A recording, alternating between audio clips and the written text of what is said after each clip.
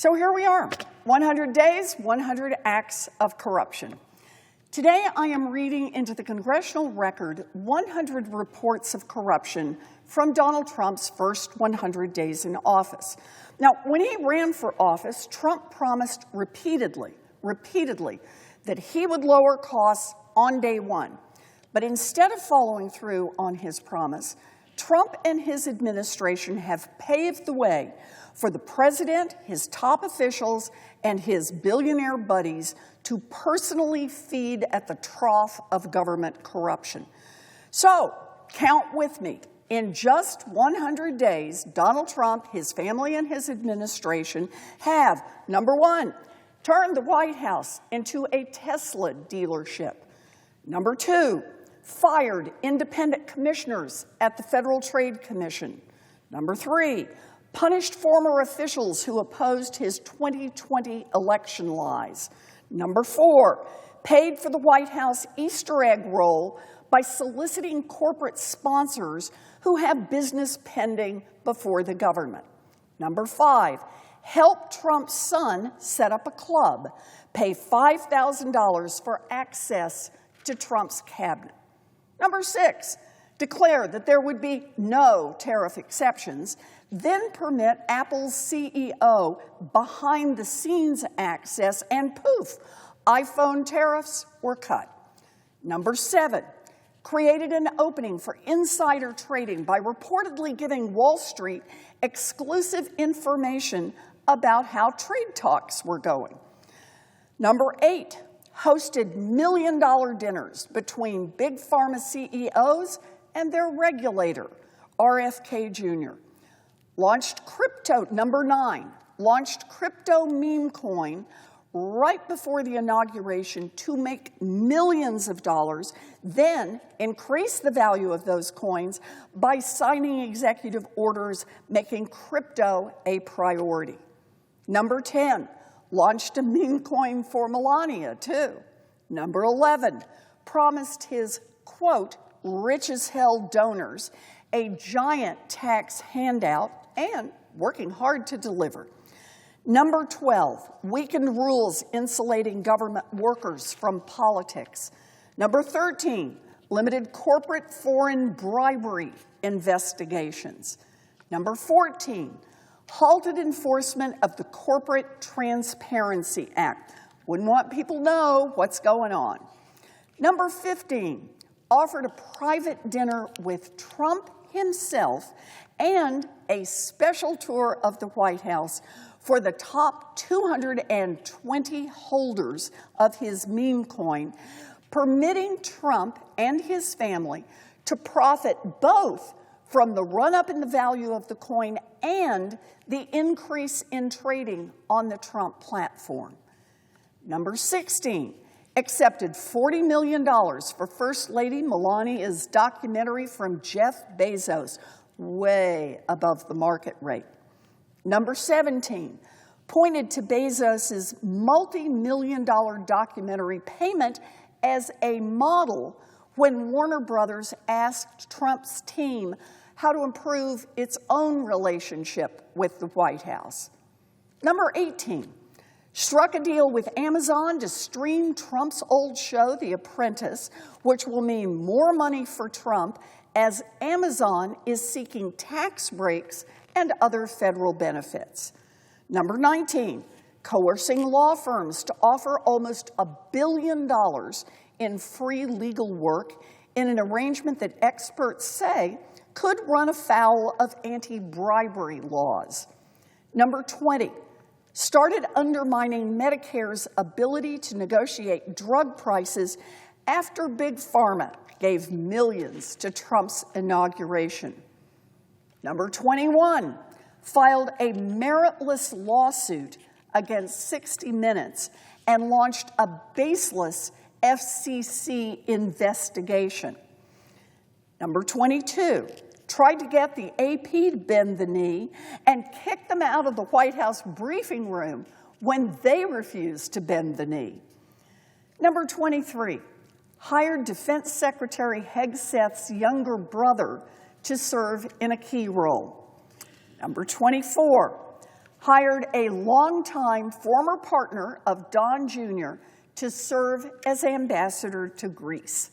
Number 25, nominated Jared Kushner's father-in-law to serve as ambassador to France. Number 26, selected Tiffany Trump's father-in-law to serve as an advisor. Number 27, appointed an oil and gas executive to lead the Department of Energy.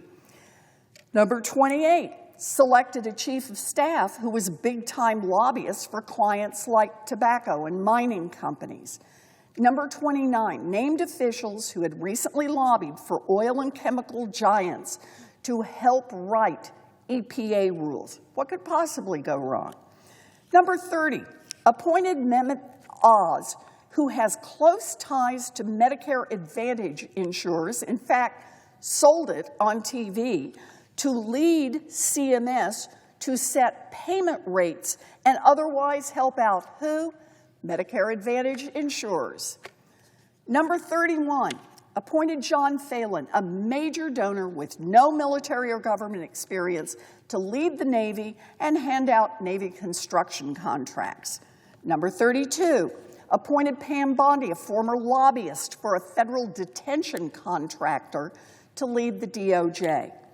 Number 33, announced that the DOJ would stop prioritizing enforcement of restrictions on foreign lobbyists under the leadership of Bondi, who herself is a former foreign lobbyist for Qatar.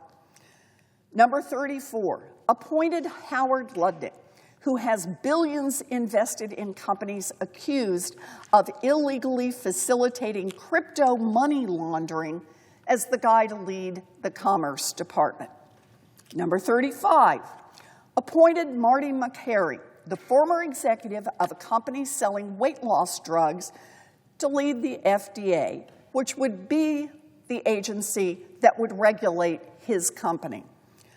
Number 36, appointed Sean Duffy, who lobbied for the airline industry to be the transportation secretary to regulate the airline industry.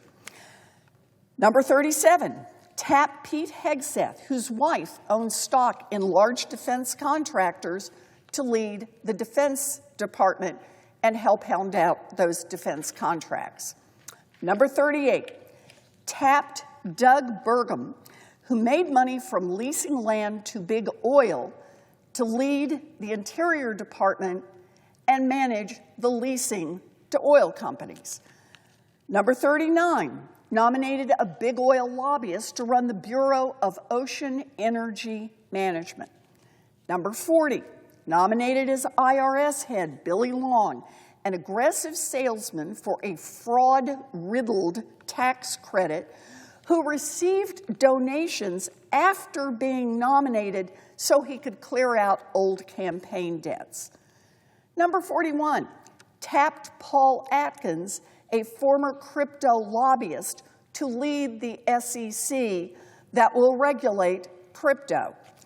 Number 42, appointed a former tax lobbyist to lead tax policy. Number 43, appointed Robert F. Kennedy Jr., who planned to get paid for anti-vax lawsuits while he was heading up HHS and could affect the outcome of exactly those same lawsuits. Number 44, appointed a top Pentagon official who led a firm investing in defense contractors and has directed DOD to outsource as much as possible to defense contractors. Number 45, appointed someone who lobbied to privatize Medicare to lead OMB's healthcare budget. Number 46, installed Steve Daines to effectively lead Doge while also leading another Musk company. Number 47, installed another Doge leader to control Treasury's payment system while still holding down his day job, as a software CEO. Number 48, handed power over crypto policy to a White House crypto czar who leads a venture capital firm that heavily invests in crypto. Number 49, selected a border czar who led a firm that got tens of millions of dollars of federal contracts for Homeland Security companies. Number 50, appointed Treasury Secretary Bessent, who is gutting the IRS so that it can't audit rich tax cheats because he himself is a tax-dodging mega millionaire. Number 51, pardoned Rod Blagojevich, the former Illinois governor convicted for corruption after his vocal support for Trump. Number 52, pardoned January 6th insurrectionists who tried to overturn an election that Trump lost. Number 53, pardoned a Trump loyalist found guilty of wire fraud. Number 54, pardoned the son of a longtime Republican donor. Number 55, pardoned a corporation that had been fined $100 million for money laundering.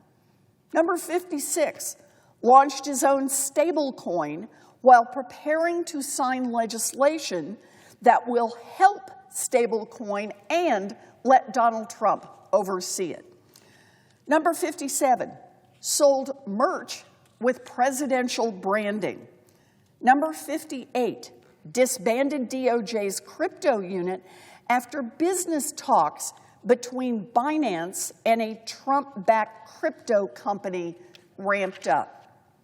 Number 59, halted SEC enforcement actions against crypto companies that enriched Trump personally. Number 60, met with crypto executives who are asking Treasury to back off of oversight of their companies, all while simultaneously exploring a deal to list a Trump-linked crypto company's new stablecoin. Number 61, maintain financial ties between Trump officials and Trump's media company. That includes FBI Director Kash Patel, who was given a huge award of Trump media company stock. Number 62, nominated Attorney General Bondi, who owned $2 million in DJT shares. Number 63, paid the Education Secretary almost $1 million in Trump media company shares.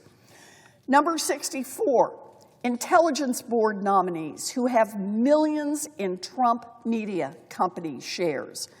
Number 65, selected a special envoy to the Middle East who wants to develop real estate in Gaza while running his own real estate firm, while he is special envoy to the Middle East. Number 66, appointed an FBI director who consulted for the Qatari government. Number 67, picked that FBI director even though he also received millions of dollars from a Cayman Island holding company with ties to China. Number 68, decided to cancel the direct file program.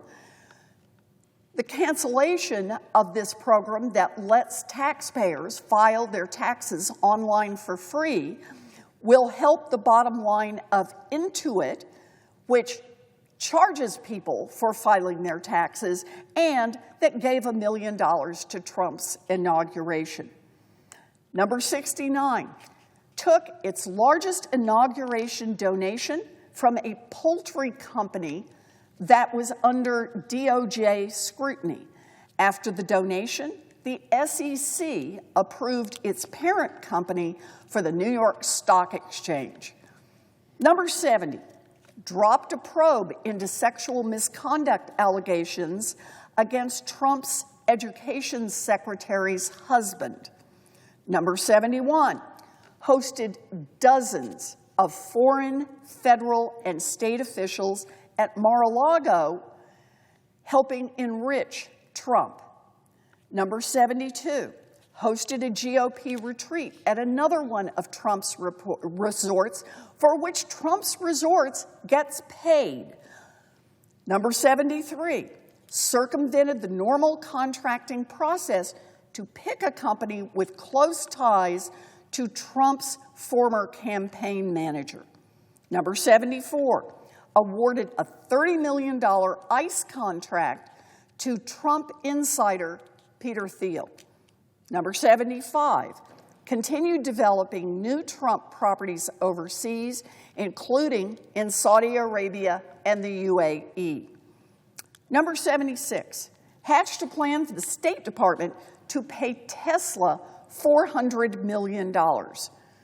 Number 77, accepted a $4 million inauguration donation from a GOP megadonor and then nominated him as UK ambassador on the same day. Did anyone miss the message here?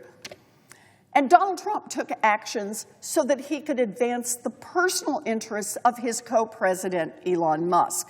How? Well, he fired EEOC leaders that were investigating and suing Tesla. He illegally fired the NLRB chair, which had filed a complaint against SpaceX, one of Musk's companies. He gutted the CFPB staff and fired the director after they investigated complaints against Musk's companies. Gutted the Department of Labor office investigating Tesla and SpaceX. Fired the USAID Inspector General who launched a probe into satellite terminals made by Musk's Starlink. Number 83, targeted the National Highway Traffic Safety Administration staff who were reportedly, quote, a thorn in Tesla's side. That's enough to fire him. Number 84, said Musk would self-police his conflicts of interest. Yeah, right. Number 85, pressured the administrator of the FAA, which fined Musk's SpaceX, to resign. And number 86, permitted Musk to keep his financial disclosure hidden. And by the way, I got a new bill to fix that one in particular. Number 87, allowed Musk's Starlink to start working with the FAA after Musk criticized the FAA's air traffic telecom system. Number 88, made Musk's SpaceX the front runner for a new lucrative Golden Dome contract. Number 89, stood by Musk when his ex-executives told an advertising firm to increase ad revenue, threatening that Musk could interfere with their pending merger if they didn't play along. Number 90, permitted Musk to join Trump's interview with the Air Force Secretary nominee while SpaceX held billions of dollars in contracts with the Air Force. Number 91, permitted the National Transportation Safety Board to share news related to the airplane crashes in Washington and Philadelphia only on Musk-owned X. Number 92, permitted the Social Security Administration to share important public communication only on X. Number 93, dropped the Department of Justice's anti-discrimination complaint against Musk's SpaceX. Number 94, fired FDA staffers reviewing Elon Musk's Neuralink clinical trial applications. A lot of benefits for Elon Musk there.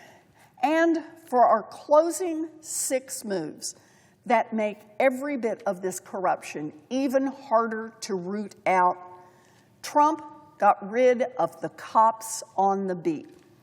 Number 95, fired 18 inspectors general who make sure that federal agencies follow the law. Number 96, fired the head of the Office of Special Counsel who protects whistleblowers and make sure that civil service laws are followed. Number 97, fired the head of the Office of Government Ethics, who watches to see that the president and his administration follow the laws on conflict of interest, bribery, and other ethical issues. Guy is gone. Number 98, fired DOJ prosecutors who worked on the January 6th investigations. Number 99, sidelined DOJ's office that reviews the legality of executive orders. And number 100, gutted DOJ's office that prosecutes misconduct by public officials. That's 100 corrupt acts in 100 days. Americans deserve accountability. We need to fight back, all of us.